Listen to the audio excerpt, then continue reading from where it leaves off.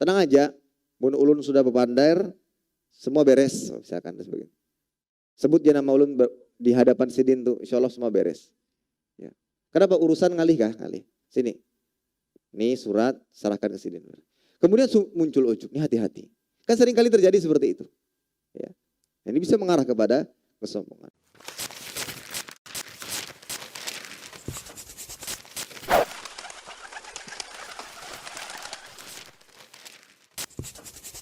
Bismillahirrahmanirrahim. Assalamualaikum warahmatullahi wabarakatuh.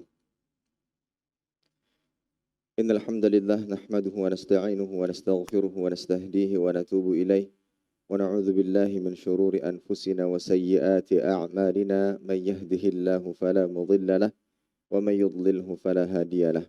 Asyhadu an la ilaha illallah wahdahu la syarika lahu wa asyhadu anna Muhammadan 'abduhu wa rasuluhu la nabiyya wa la rasula ba'dahu. قال الله عز وجل يا أيها الذين آمنوا اتقوا الله حق تقاته ولا تموتن إلا وأنتم مسلمون يا أيها الناس اتقوا ربكم الذي خلقكم من نفس واحدة وخلق منها زوجها وبث منهما رجالا كثيرا ونساء واتقوا الله الذي تساءلون به والأرحام إن الله كان عليكم رقيبا يا أيها الذين آمنوا اتقوا الله وقولوا قولا سديدا يصلح لكم أعمالكم ويغفر لكم ذنوبكم ومن يطع الله ورسوله فقد فاز فوزا عظيما أما بعد فإن أصدق الحديث كتاب الله وأحسن الهدي هدي محمد صلى الله عليه وسلم وشر الأمور محدثاتها فإن كل محدثات في الدين بدعة وكل بدعة ضلالة وكل ضلالة في النار عياذا بالله من النار. Para hadirin Bapak Ibu, saudara-saudari kaum muslimin dan muslimat rahimani wa rahimakumullah. Alhamdulillah senantiasa kita panjatkan rasa syukur kepada Allah Ta'ala atas segala limpah nikmat dan karunia yang Allah Ta'ala berikan kepada kita. Salawat dan salam senantiasa kita haturkan kepada Nabi kita yaitu Nabi Muhammad sallallahu alaihi wasallam beserta kerabat beliau, para sahabat dan orang-orang yang senantiasa terus-menerus berada di jalannya sampai hari kiamat kelak. Para hadirin sekalian, rahimani wa rahimakumullah.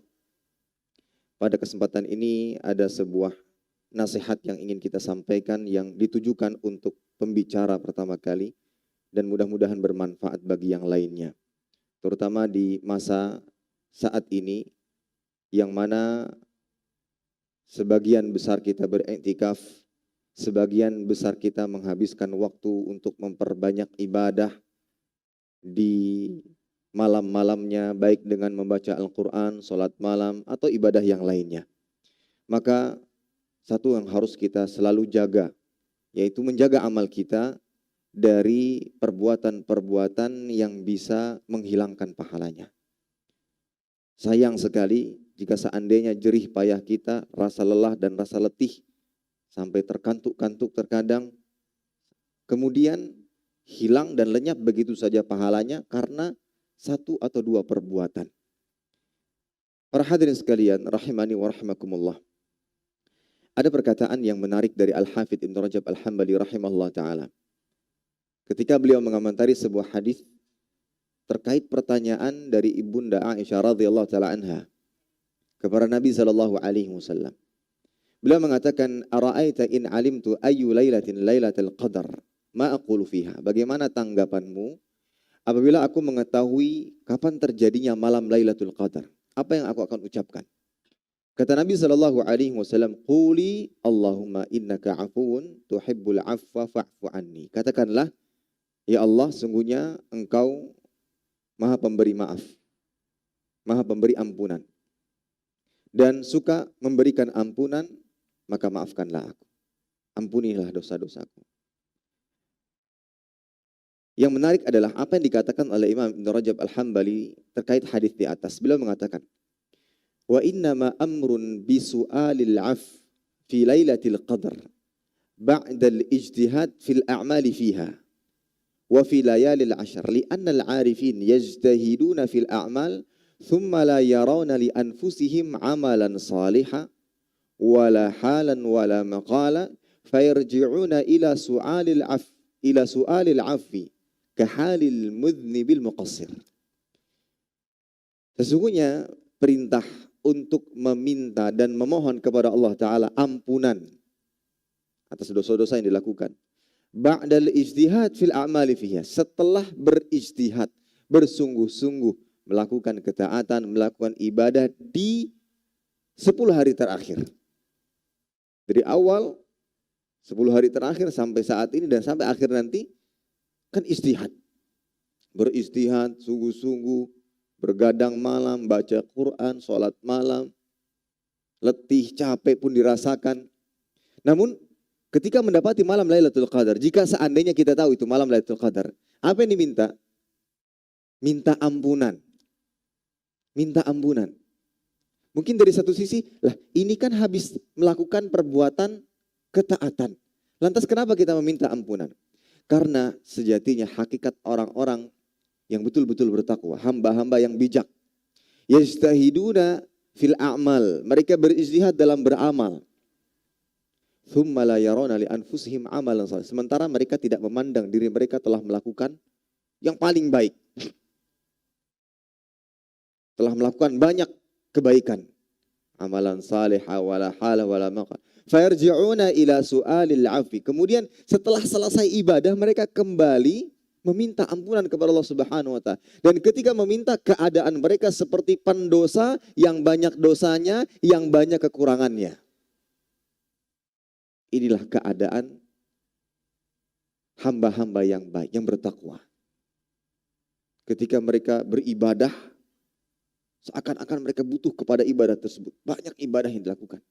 Selesai ibadah, kemudian ingin meminta kepada Allah Subhanahu wa Ta'ala, ingin meminta ampunan kepada Allah Subhanahu wa Ta'ala, keadaannya sebagaimana seorang hamba yang menyesal sekali telah melakukan dosa-dosa yang banyak, yang besar, kemudian takut akan azab Allah Subhanahu wa Ta'ala atas azab tersebut, atas dosa tersebut yang bisa menyebabkan dia diazab, meskipun di sisi lain dia telah banyak melakukan ibadah.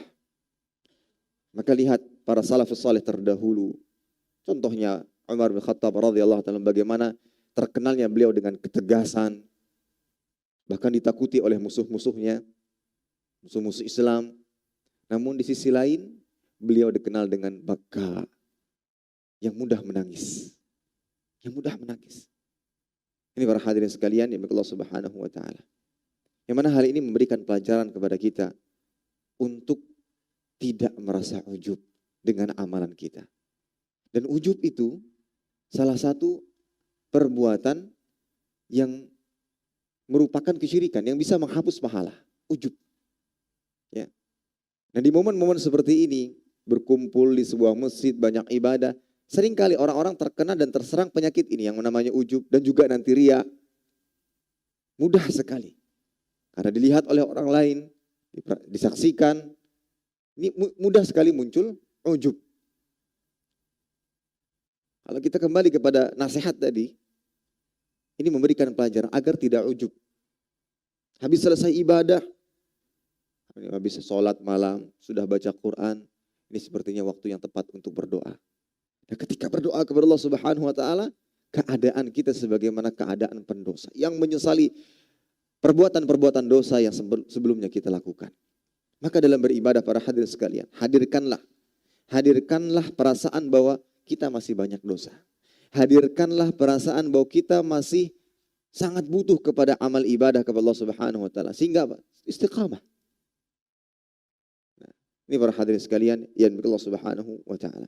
Baik, berbicara tentang ujub. Ujub secara bahasa maknanya mirip dengan al-kibr, yang artinya kesombongan. Seseorang yang begitu kagum, yang bisa menghantarkan kepada merasa lebih tinggi daripada yang lain. Ya, merasa lebih tinggi daripada yang lain. Adapun secara terminologi, secara istilah, ada beberapa definisi disebutkan oleh para ulama. Di antaranya Imam Al-Jurjani, beliau mengatakan, huwa ibaratun an tasawwuri istihqaqi syakhsi rutsbatan la yakunu mustahiqqan laha. Ujub adalah perasaan seorang yang menganggap bahwa dirinya berhak mendapatkan suatu kedudukan yang sebenarnya dia tidak berhak mendapatkannya. Ada definisi yang lain, al-ujub huwa isti'zamun ni'mah warrukun ilaiha ma'anisyani idhafatiha ilal mun'im. Ujub adalah mengagungkan kenikmatan yang dia miliki dan bersandar kepadanya dan lupa menyandarkannya kepada sang pemberi nikmat. Dapat nikmat, dapat sesuatu, tapi dia tidak menyandarkannya kepada Allah Subhanahu wa taala yang memberikan nikmat. Contohnya kisah Qarun yang disebutkan di dalam Al-Qur'an. Allah taala memberikan begitu banyak harta kepadanya, bahkan kunci-kunci penyimpanan hartanya saja perlu beberapa orang untuk memikulnya. Dalam artian kuncinya saja banyak. Itu kunci tempat penyimpanan harta. Bagaimana dengan hartanya? Hanya saja Qarun bersikap ujub. Ujub terhadap harta yang dia miliki. Sombong. Makanya ujub dan sombong ini salah satu yang dekat. Kemudian mengatakan, sungguhnya aku diberi harta ini karena ilmu yang ada padaku. Karena jerih payahku. Allah Subhanahu wa taala mengatakan dalam surat Qasas ayat 78, qala innama utituhu ala ilmin indi awalam ya'lam anna Allah qad ahlaka min qablihi minal qurun man huwa ashaddu minhu quwwatan wa aktsara jam'a wa la yus'alu an dzunubihimul mujrimun. Dan apakah ia Qarun tidak mengetahui bahwa sungguh telah membinasakan umat sebelumnya yang lebih kuat daripadanya dan lebih banyak mengumpul harta. Dia mengatakan, sesungguhnya aku dapat ini atas dasar ilmu, atas dasar jerih payah yang dia lakukan. Qarun terkena penyakit ujub yang kemudian akhirnya Allah Ta'ala azab ia dan dengan cara dibenamkan di dalam atau ke dalam bumi akibat kesombongannya. Dan ujub, para hadirin sekalian, hukumnya haram. Haram. Bahkan sebagian ulama mengatakan dia termasuk dosa-dosa besar. Allah Ta'ala mengatakan dalam surat Luqman ayat 18, wala tusa'ir khaddaka linnas wala tamshi fil ardi marha innallaha la yuhibbu kulla mukhtalin fakhur. Dan janganlah kamu malingkan mukamu dari manusia karena sombong, dan janganlah kamu berjalan di muka bumi dengan angkuh. Sungguhnya Allah tidak menyukai orang-orang yang sombong lagi membanggakan diri. Yang digarisbawahi adalah janganlah, sungguhnya Allah Ta'ala tidak menyukai orang-orang yang sombong lagi membanggakan diri, termasuk diantaranya adalah orang-orang yang ujub terhadap dirinya, membanggakan diri daripada membanggakan diri di hadapan orang lain, bahkan sampai merendahkan mereka. Dan ulama mengatakan bahwa ujub ini perbuatan mazmum, tercela, sesuai dengan dalil-dalil baik terdapat dalam Al-Quran maupun sunnah Nabi Sallallahu Alaihi Wasallam. Di antara dalil-dalil yang menyebutkan tentang ujub, sebagaimana Allah Ta'ala mengisahkan kisah perang Hunain, yang mana pada saat itu sebagian kaum muslimin merasa ujub dengan banyaknya jumlah pasukan. Allah Ta'ala mengatakan dalam surat At-Taubah ayat 25, laqad nasarakumullahu fi mawatina katsirah wa yawma Hunain idh a'jabatkum kathratukum falam tughni ankum syai'a wa dhaqat 'alaikumul ardu bima rahabat thumma wallaytum mudbirin. Sungguh Allah telah menolong kalian mukminin, yaitu kaum mukminin, di banyak medan perang. Dan ingatlah perang Hunain ketika jumlahmu yang begitu besar membanggakan kalian, tetapi jumlah yang banyak itu sama sekali tidak berguna. Dan bumi yang luas itu terasa sempit. Kemudian kamu berbalik ke belakang dan lari tunggang langgang. Jadi dikisahkan ketika perang Hunain, Rasulullah SAW membawa 200 atau 12.000 pasukan. 12.000 pasukan. Ya, Rasulullah SAW membawa pasukan 12.000. Yang mana biasanya jumlahnya sangat sedikit. Perang Badar hanya 315, perang Khandaq 2.000, sedikit, lebih sedikit daripada jumlah musuh. Namun di perang Hunain lebih banyak, ya. Sehingga sebagian merasa pasti menang nih. Karena secara logika ketika jumlah lebih banyak mudah menang. Yang jumlah sedikit saja bisa menang. Badar dan yang lainnya.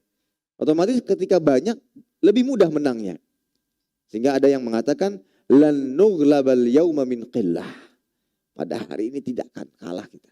Kita tidak akan kalah dengan jumlah yang sedikit. Karena jumlah kita lebih banyak. Mendengar perkataan tersebut, Nabi SAW justru merasa berat. Ini ujub nih. Ini sombong. Justru merasa berat. Sejatinya seorang hamba selalu menyandarkan kemenangan dan apa saja kepada Allah Subhanahu wa taala, bukan kepada usaha, bukan kepada tenaga, meskipun secara logika pasti menang karena jumlah yang begitu banyak. Kalau seandainya main-main logika, mungkin perang-perang sebelumnya kaum muslimin yang kalah dengan jumlah yang 300, yang 2000, tidak sebanding dengan jumlah musuh. Ternyata menang. Karena Allah Subhanahu wa taala. Justru kebalikannya dengan keadaan perang Hunain. Ya. Itu dalil yang pertama menunjukkan tercelanya ujub itu. Tercelanya ujub. Adapun dalam hadis disebutkan bahwa ujub ini termasuk penyakit yang membinasakan.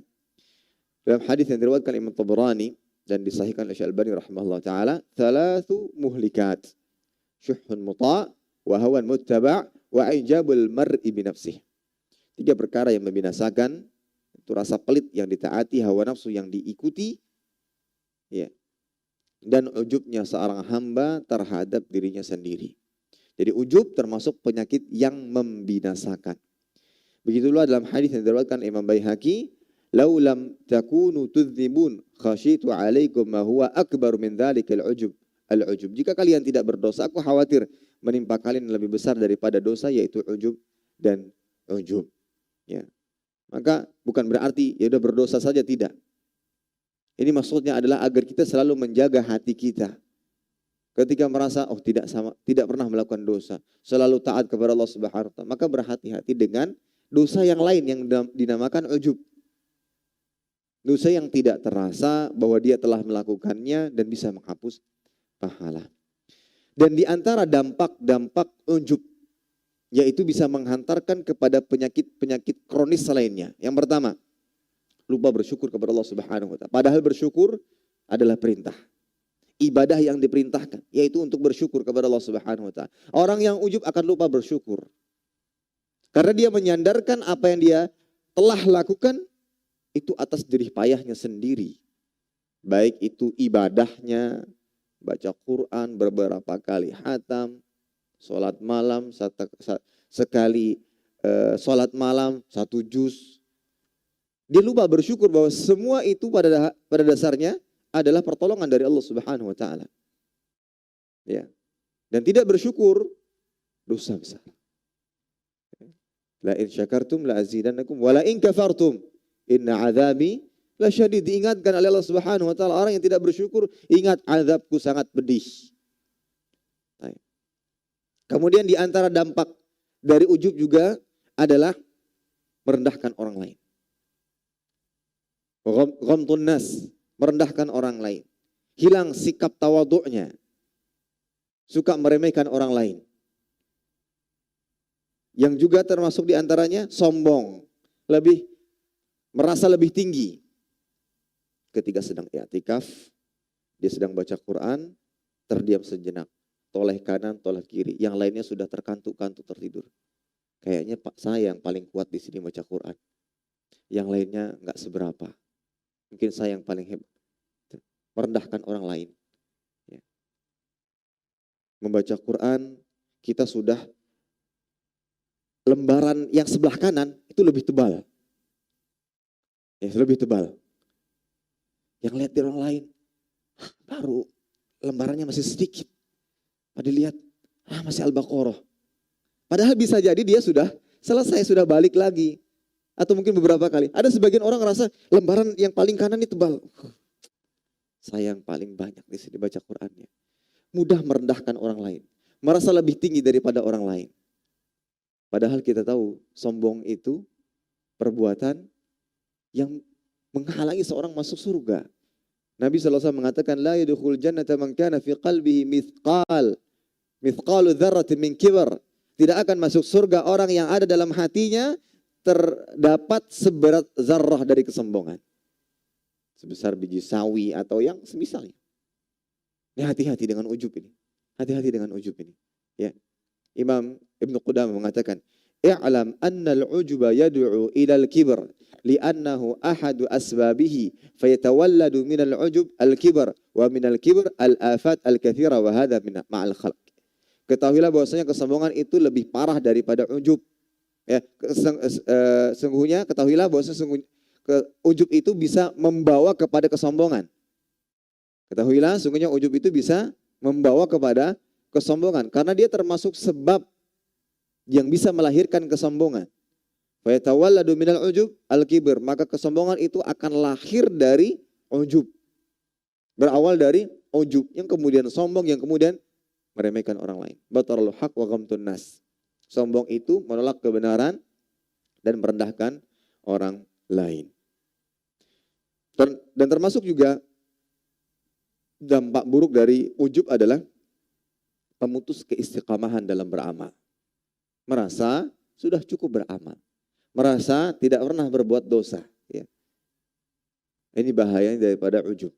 Orang-orang yang sudah tidak istiqamah dalam beramal, yang kemudian merasa sudah paling sempurna, nggak perlu sholat, nggak butuh lagi dengan sholat. Nggak perlu puasa. Ya. Bahkan ada sebagian yang memandang bahwa dia boleh berbuat yang haram. Ada sebagian seperti itu. Yang dikatakan sudah sampai ke derajat tertentu, punya kedudukan tertentu, ketika dia melakukan keharaman-keharaman, yang lain menganggapnya biasa.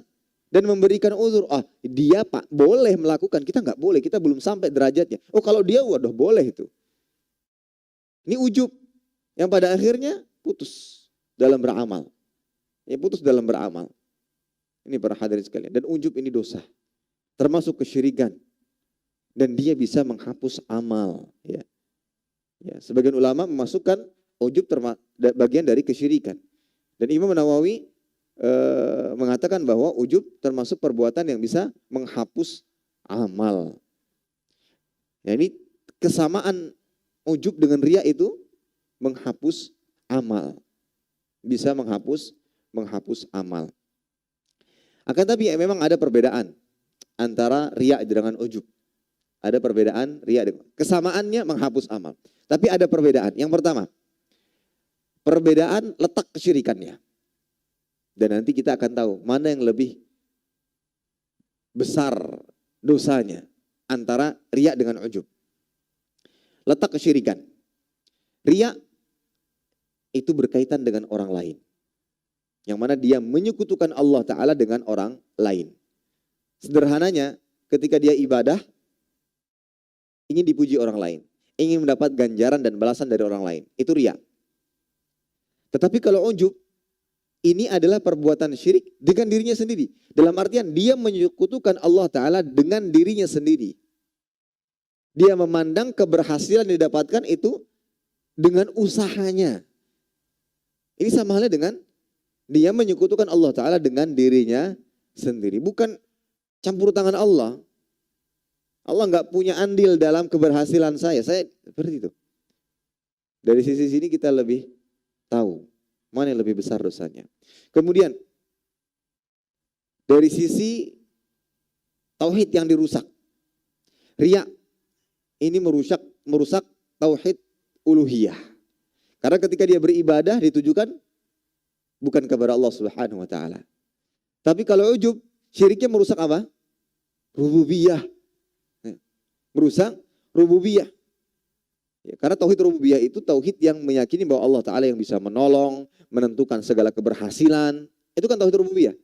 Keyakinan hamba kepada Allah Subhanahu wa Ta'ala yang bisa menolong dan bisa menentukan keberhasilan dan yang lainnya. Yang berkaitan dengan perbuatan-perbuatan Allah Subhanahu wa Ta'ala. Ketika orang ujub, dia rusak tauhid rububiyahnya. Menganggap bahwa keberhasilan ini karena usahanya, karena jerih payahnya. Nggak ada campur tangan Allah Subhanahu wa Ta'ala. Sehingga yang dirusak pada ujub ini adalah tauhid rububiyah. Padahal disebutkan di dalam banyak ayat orang-orang musyrikin ya masih meyakini rububiyah Allah Subhanahu wa Ta'ala. Maka bahayanya ujub. Bahayanya ujub. Kemudian yang kedua, amal yang mengenainya. Riya hanya mengenai amal-amal saleh.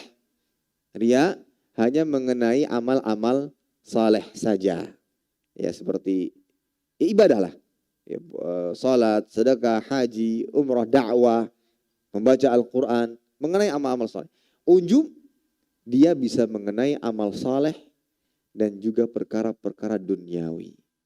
Ya, perkara-perkara duniawi. Dalam artian lebih luas Jadi seorang bisa kena dosa dalam perkara amal solehnya dan bisa kena dosa dalam perkara-perkara duniawinya. Dari perkara duniawi kemudian dia ujub bisa menyeretnya kepada kesombongan. Syekhul Islam Ibnu Taimiyah mengatakan, wa kathiran ma yaqrinun nas baina riya wal ujub. Farriya min babil isyraq bil khalq wal ujub min babil isyraq bin nafsi wa hadha halul mustakbir. Fal mura'i la yuhaqqiq qawlahu iyyaka na'bud wal mu'jab la yuhaqqiq qawlahu wa iyyaka nasta'in. Wa man haqqaqa qawlahu iyyaka na'bud kharaja 'anil riya' wa man haqqaqa qawlahu wa iyyaka nasta'in kharaja 'anil i'jab. Dan sering orang-orang menggandengkan antara riya dan ujub. Jadi ibarat riya dan ujub ini sesuatu yang bergandengan. Ya, ketika dia kena riya bisa kena ujub. Atau mungkin kebalikannya. Riya termasuk kesyirikan dengan orang lain, yaitu mempertunjukkan ibadah kepada orang lain. Adapun ujub adalah kesyirikan kepada diri sendiri, yaitu merasa dirinya yang paling hebat.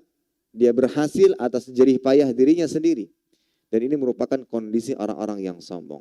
Orang riya tidak merealisasikan firman Allah Ta'ala, iyyaka na'bud.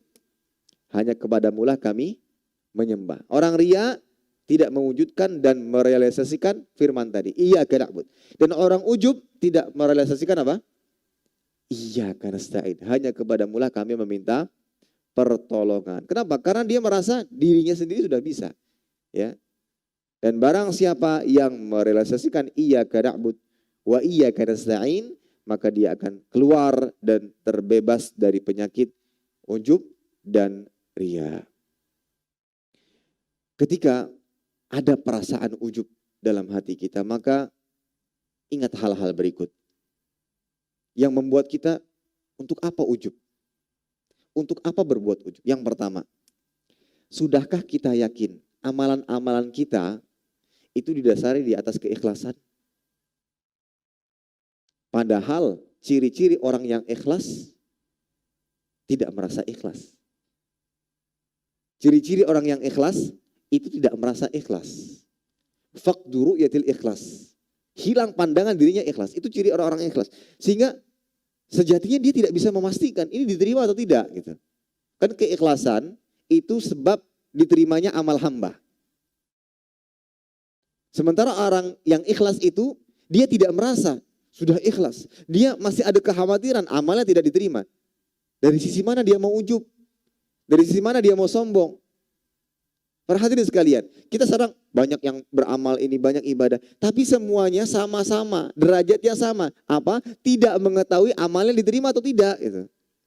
Jangan-jangan ada orang yang kalau di pandangan kita, di hadapan kita, sedikit amalnya.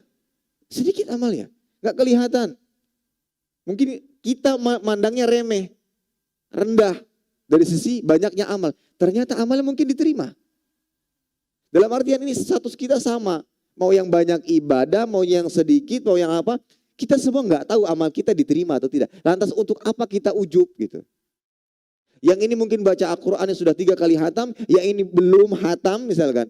Tapi ternyata di setiap bacaan-bacaannya dia terus menjaga keikhlasannya. Lebih diterima dibandingkan yang banyak, tapi tidak ikhlas. Sehingga untuk apa kita ujub? Nah ini ingat yang pertama. Kita nggak bisa memastikan amalan kita ikhlas atau tidak. Dan orang yang ikhlas itu hilang pandangan dirinya telah ikhlas. Kemudian ingat yang kedua, bisa jadi di antara banyaknya amal yang dikerjakan terkena penggugur pahala. Untuk apa kita ujub? Ya. Ibnu Qayyim mengatakan, "Walaysa sya'nu fil amal, innama sya'nu fi hifdzil amal mimma yufsiduhu wa yuhbituhu." Bukan perkara besar dengan banyaknya amal. Tetapi perkara besar itu adalah dalam menjaga amal dari hal-hal yang bisa menggugurkan dan menghapus pahalanya. Jadi jangan hanya fokus kepada tambah amal, tambah amal, tambah amal, tambah amal. Tapi perhatikan amal kita, jaga ia dari hal-hal yang bisa menghapus pahalanya. Karena sia-sia, capek. Nanti akan kembali seperti keadaan orang yang belum beramal sama sekali. Ya, bedanya dia nggak dapat pahala karena tidak beramal. Yang ini sudah capek-capek beramal, keadaannya sama seperti yang tidak beramal, nggak dapat pahala. Bukan berarti ya sudah saya nggak mau beramal. Enggak. Kelak akan dituntut pada hari kiamat. Kita beramal dan menjaga amal kita dari hal-hal yang bisa merusaknya. Untuk itu ngapain ujub? Apalagi ujub termasuk yang bisa menggugurkan pahala. Ya. Dan banyak yang bisa menggugurkan Maria, kemudian yang lain-lainnya. Taib.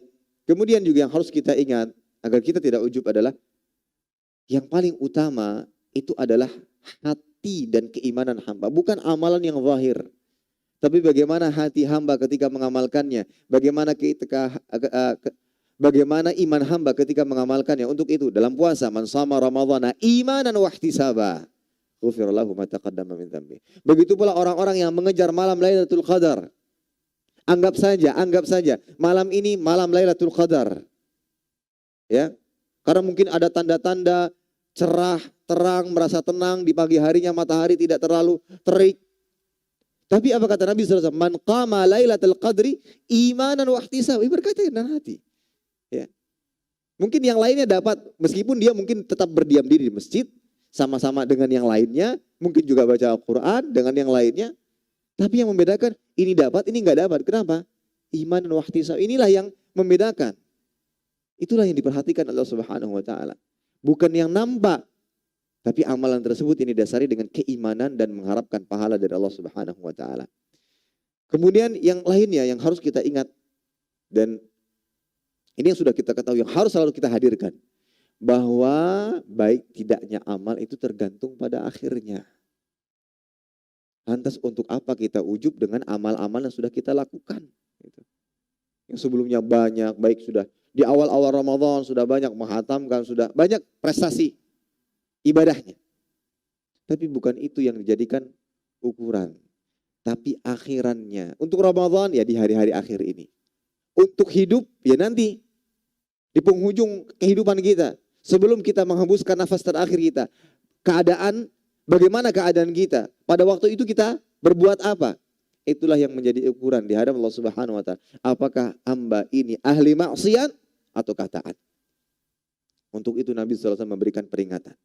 Dalam hadis yang diriwayatkan Imam Ahmad. Ya, dan disahihkan oleh Syekh Albani rahimahullah ta'ala. La alaikum alla ta'jabu bi ahadin hatta tanzuru bima yukhtamulah. Janganlah kalian takjub dan kagum dengan seseorang sampai kalian melihat bagaimana akhir amalnya.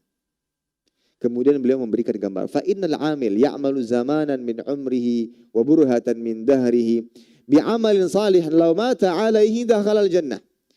Sesungguhnya ada seorang amil yang berbuat amal. Dia beramal di suatu waktu dengan amal soleh. Yang mana apabila dia ditakdirkan mati saat itu, mungkin dia masuk surga. Fayatahawwal, kemudian dia berubah. Berganti amalnya menjadi amal yang buruk. Yang menjadi sebab masuk ke dalam neraka, na'udzubillah. Kebalikannya, mungkin ada seorang hamba beramal dengan di suatu waktu. Kemudian dengan perbuatan buruk. Dan kalau seandainya dia ditakdirkan mati saat itu mungkin masuk neraka. Kemudian berganti, berubah.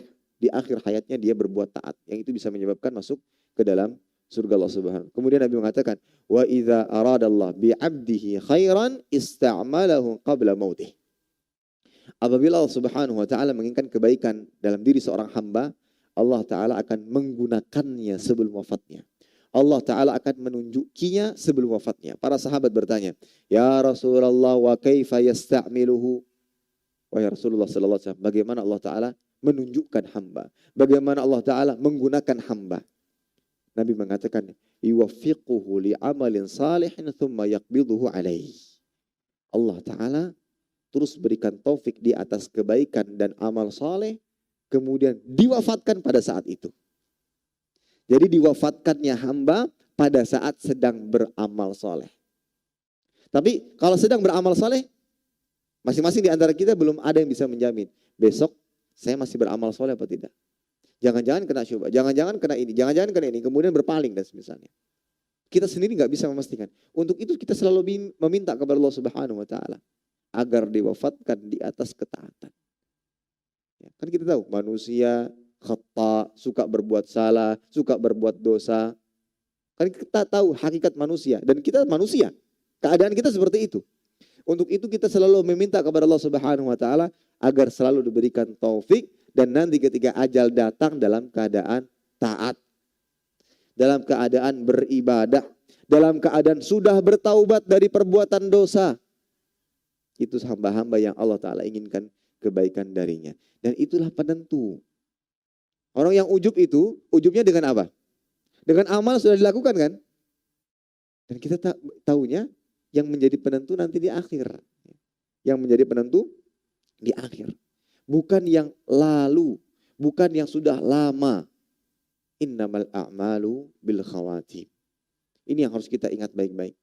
Agar kita tidak ujub dengan amal-amal kita. Ya. Agar kita tidak ujub dengan amal-amal kita. Ada beberapa hal yang bisa kita lakukan agar bisa terhindar dari ujub. Yang pertama, menyadari bahwa keberhasilan itu dari Allah Subhanahu wa taala. Selalu menyadari bahwa keberhasilan itu dari Allah Subhanahu wa taala. Itu. Makanya kalau dapat nikmat, alhamdulillah. Jangan lupa ucapkan alhamdulillah. Jangan lupa selalu bersyukur kepada Allah Subhanahu wa taala. Karena kalimat alhamdulillah ini yang mengingatkan kita bahwa nikmat ini, keberhasilan ini dari Allah. Jadi ucapan ini ya, dapat nikmat sekecil apapun, seremeh apapun,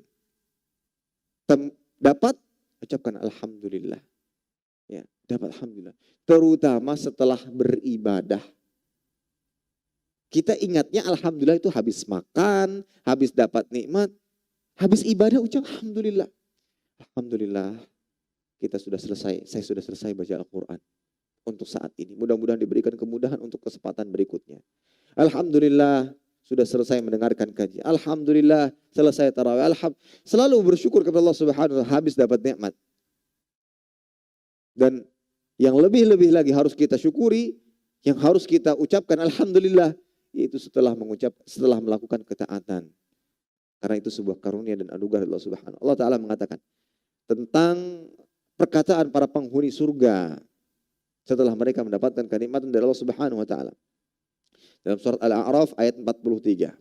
Wa naza'na ma fi sudurihim min ghil tajri min tahtihimul anhar wa qalu alhamdulillahi alladhi hadana li hadha wa ma kunna linahtadiya laula an hadana Allah. Laqad ja'at rusul rabbina bil haqq wa nudu an tilqumul jannah urithumuha bima kuntum ta'malun. Dan kami mencabut rasa dendam dari dalam dada mereka, para penghuni surga. Di bawahnya mengalir sungai-sungai, seraya mereka berkata, segala puji bagi Allah yang telah menunjukkan kami ke surga ini. Memuji Allah Subhanahu wa taala. Kami tidak akan mendapatkan petunjuk sekiranya Allah Ta'ala tidak menunjukkan kami. Sungguhnya Rasul-Rasul Tuhan kami ya telah datang membawa kebenaran, disuruhkan kepada mereka. Itulah surga yang telah diwariskan kepadamu karena apa yang telah kamu kerjakan.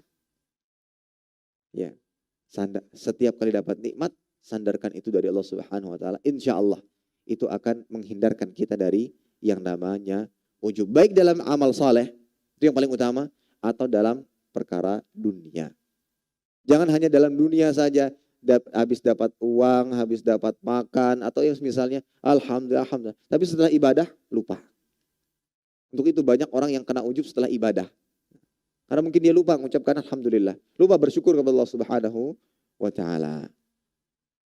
Kemudian di antara harus diingat agar menghindarkan kita dari ujub, merenungi akibat dari ujub.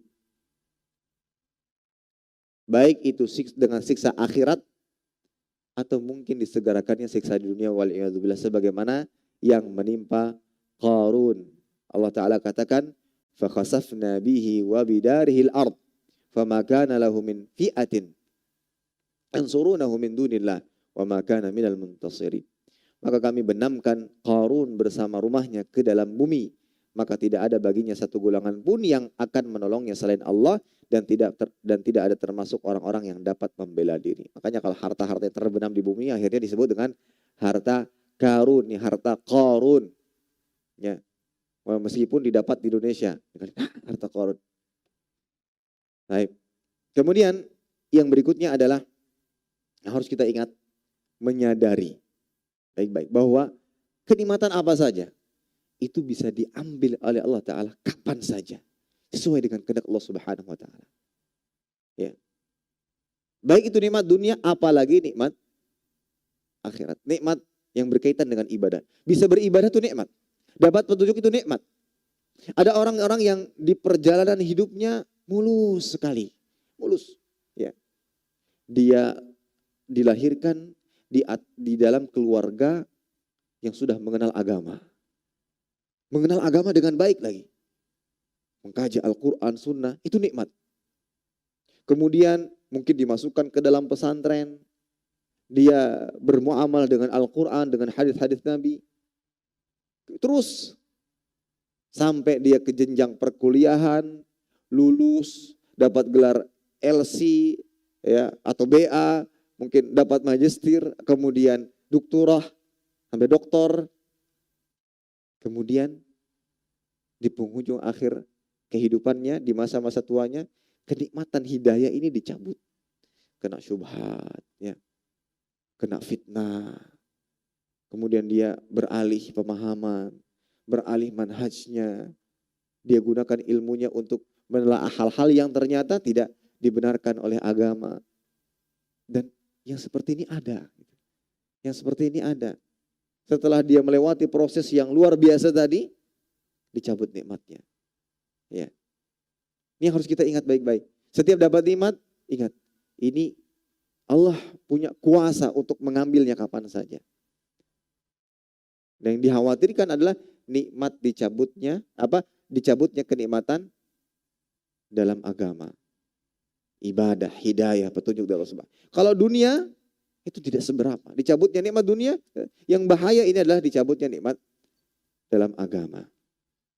Kemudian juga termasuk yang harus kita selalu ingat agar terhindar dari yang namanya ujub adalah merenungi banyaknya dosa-dosa kita. Kan orang ujub itu merasa dosanya sedikit atau bahkan sudah nggak punya dosa karena dia nganggap saya sudah taubatkan terhapus Ustaz. Dan sekarang saya sudah menjaga tidak berbuat dosa lagi. Kemudian muncul ujub. Ini harus ingat baik-baik. Harus ingat baik-baik. Nabi Shallallahu Alaihi Wasallam. Lihat contoh Nabi Shallallahu Alaihi Wasallam. Bagaimana taatnya dalam beribadah kepada Allah Subhanahu Wa Taala. Bahkan kalau kita lihat kuantitas dan kualitas ibadah Nabi, tak satu pun yang bisa menandingi.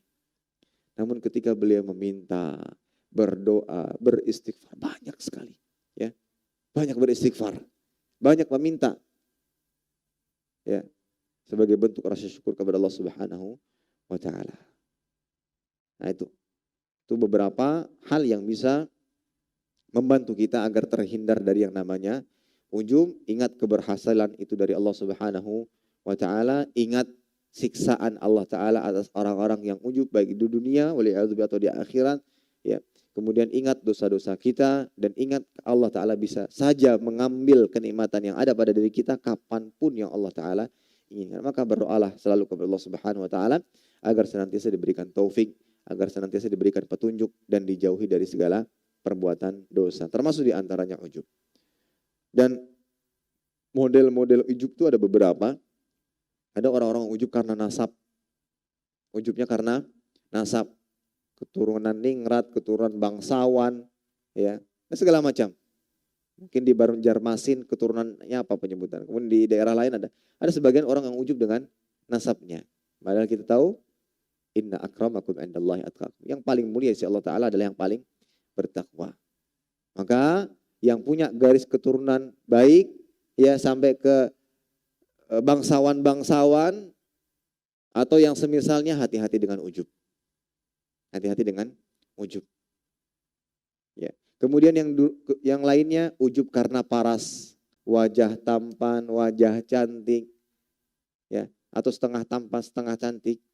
Maksudnya dia tampan sedang, cantik sedang, kemudian dia merasa bangga dengan tampangnya. Maka hati-hati, ya, hati-hati. Yang biasa saja alhamdulillah, mungkin dia sudah terhindar dari itu. Tapi ada juga yang biasa saja pun ujub. Mukanya lawan daripada tampan dan cantik, tapi ujub ada juga. Sombong dengan wajahnya, ada juga. Ya. Tapi yang lebih-lebih lagi yang punya wajah tampan, punya wajah cantik. Maka hati-hati. Ya. Kemudian ada lagi yang ujub dengan kekuatan, ujub dengan kekuasaan, yang punya harta kekuasaan, punya kedudukan tinggi, punya kekuatan, baik itu kekuatan fisik ya, atau pengaruh di tengah-tengah masyarakat. Hati-hati, hati-hati. Tenang aja, mun ulun sudah bepandair, semua beres, misalkan sebagainya. Sebut dia nama ulun di hadapan sidin tuh, insya Allah semua beres. Ya. Kenapa urusan ngalih kah? Ngalih. Sini. Ini surat, serahkan ke sidin. Kemudian muncul ujub, ini hati-hati. Kan sering kali terjadi seperti itu. Ya. Ini bisa mengarah kepada kesombongan. Kemudian ada ujub karena kecerdasan. Ya. Ujub karena jumlah uang yang banyak, harta yang melimpah. Ya. Ujub dengan segala macam lah. Jadi pintu-pintu kepada ujub itu banyak. Pintu-pintu kepada ujub pun banyak. Maka perbanyaklah permohonan, ya, permintaan kepada Allah Subhanahu wa taala agar kita bisa terhindar dari yang namanya ujub. Realisasikan baik-baik firman Allah taala, iyyaka na'budu wa iyyaka nasta'in. Hanya kepadamulah kami menyembah, sehingga seseorang yang melesaikan ini terhindar dari riya. Kita hanya ibadahnya kepada Allah. Ketika ibadah ingin dapat balasan, iya wajar, hamba ingin dapat ganjaran dari ibadahnya. Silahkan, tapi mintanya sama Allah. Di 10 hari terakhir kita ingin membuktikan, kita ingin akhir Ramadan ini yang terbaik. Kita buktikan bukan di hadapan orang, tapi untuk Allah Subhanahu wa taala. Realisasikan baik-baik, iyyaka na'budu. Kemudian iyyaka nasta'in, dan hanya kepadamulah kami memohon pertolongan. Ini yang akan menghindarkan kita dari yang namanya ujub. Saya bisa apapun, bisa sholat malam, bisa baca Quran, bisa sedekah, bisa puasa, bisa menyelesaikan banyak kegiatan yang bermanfaat. Itu semua atas dasar pertolongan dari Allah Subhanahu wa taala. Dengan merealisasikan ayat di atas, iyyaka na'budu wa iyyaka nasta'in, mudah-mudahan seorang akan terhindar dari penyakit yang bisa menghapus amalnya. Ya. Ini para hadirin sekalian yang bisa disampaikan. Intinya di momen-momen saat ini yang mana kita banyak berkumpul ya, ketika i'tikaf, ya, dimulai dari salat tarawihnya, salat malamnya, ketika baca Al-Quran dengan masing-masing memiliki tempat-tempat tertentu di pojok sana, pojok sini, selalu jaga hati. Selalu jaga hati. Mungkin di momen-momen yang seperti ini kita lebih membutuhkan amalan hatinya. Ya, berbeda dengan kalau di rumah masing-masing. Ibadahnya di rumah masing-masing. Baca Quran di rumah masing-masing. Itu masih bisa menjaga karena kita sendiri. Ya. Mau menyombongkan di hadapan istri ya buat anak, di hadapan anak ya apa gitu. Tapi kalau di hadapan teman apa itu mungkin mudah sekali bisa sombong. Nah itulah ketika di masjid seperti ini. Maka jaga hati baik-baik. Jaga, jangan sampai ada dorongan-dorongan yang menghantarkan kepada perbuatan tersebut, yang pada akhirnya yang iktikaf 10 hari terakhir cuma dapat capeknya, cuma dapat lelahnya, ternyata tidak membuahkan apa-apa. Hati-hati, waspadai dan jagalah amal kita dari para penghapus pahala, baik itu ujub atau riya dan yang semisalnya. Wallahu a'lam bishawab. Demikian nasihat yang bisa kita sampaikan, mudah-mudahan bermanfaat terutama bagi yang menyampaikan. Kurang lebihnya mohon maaf, kebenaran datang dari Allah Ta'ala, kurang dan khilaf datangnya dari saya pribadi karena kurangnya ilmu yang saya miliki. Allah Ta'ala dan Rasulnya Sallallahu Alaihi Wasallam berlepas diri darinya. Demikian, mudah-mudahan bermanfaat. Kita tutup dengan doa kafaratul majlis. Subhanakallahumma bihamdika asyhadu an la ilaha illa anta astaghfiruka wa atubu ilaik. Assalamualaikum warahmatullahi wabarakatuh. Terima kasih. Jazakumullah khairan wa barakallahu fikum. Video ini dibuat atas partisipasi dari donasi Anda. Semoga menjadi amal jariah bagi Anda semuanya.